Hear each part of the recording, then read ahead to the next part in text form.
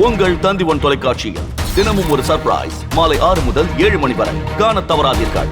Kanchipuram mayor ஆதரவாளர்கள் 2 திமுகவிலிருந்து நீக்கப்படுவதாக அறிவிக்கப்பட்டுள்ளது.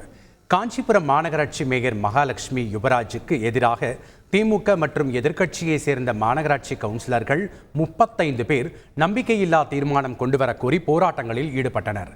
இந்நிலையில் கட்சி தலைமை உத்தரவின் பேரில் திமுக அமைப்பு துணை செயலாளர் அன்பகம் கலை பேச்சுவார்த்தை நடத்தினார்.